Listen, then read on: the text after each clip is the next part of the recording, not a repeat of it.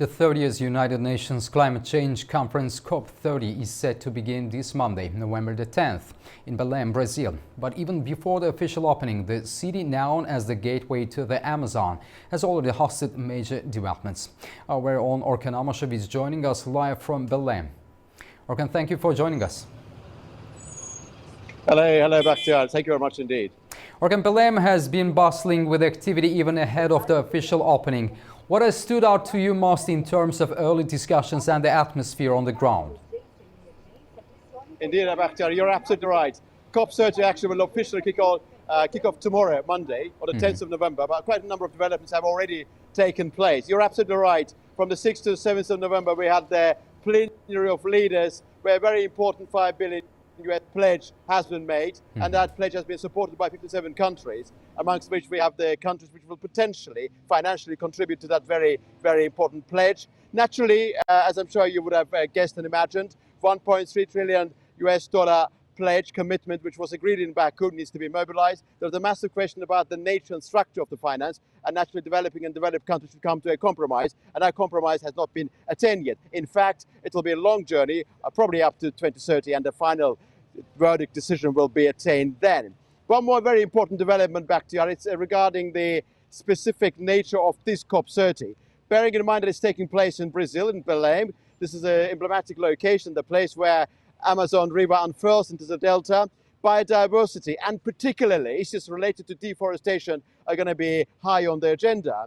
And the very specific idea, Bakhtiar, related to 1.3 trillion US dollar initiative dedicated to the problems specifically related to global deforestation has been floating here.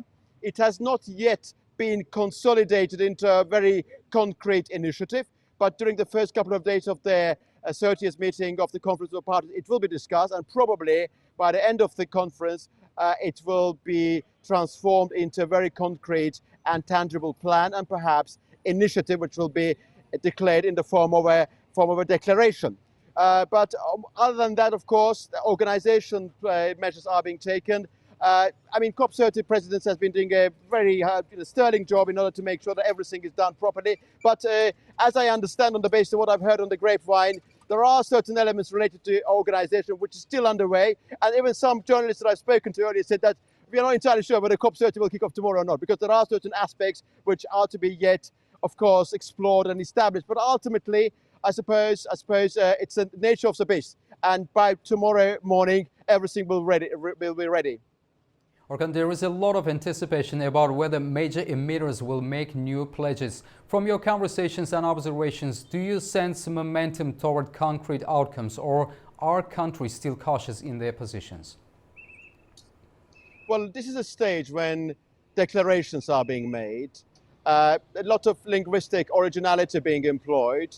But of course, when it comes to concrete actions, when it comes to that issue, which can be described as money, actual money, being funneled into the needs of those people who suffer from climate change, I think that it will be too far-fetched to say that that is happening. But it's the nature of the climate diplomacy. You have to go through the detailed, nitty-gritty discussion. You need to formulate some sort of position, consensus as part of multilateral diplomacy. But there are some concrete expectations, because after all, the reason why COP30 is taking place in Brazil is not coincidental. It's a very important location. The Amazon River, and as I talk to you, I'm actually standing by the river now, not far away from the city center, is a very emblematic location. It covers about 7 million square kilometers, and 5.5 out of that forms Amazon Basin. And through Amazon Basin, the planet is breathing. But as we understand, Bakhtiar, the lungs of this planet and our lungs of this Amazon Basin are actually shrinking. And that fundamental question will be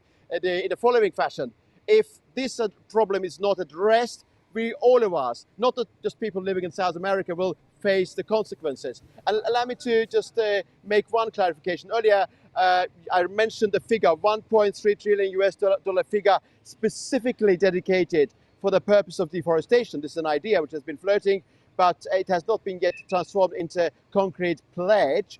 But only 1 billion US dollars out of that money is supposed to be allocated for the purpose of Amazon River and Amazon Basin, which is very important. So really climate finance is going to be one of the key elements. But this COP30, I imagine, is going to be largely based on the questions of adaptation and mitigation, with adaptation specifically related to deforestation dominating the agenda during the course of the upcoming days. Håkan, thank you very much for your insights and for joining us from COP30. We appreciate your coverage and look forward to your updates. Thanks a lot. Thank you very much, Bakhtiar. Thank you. Very grateful.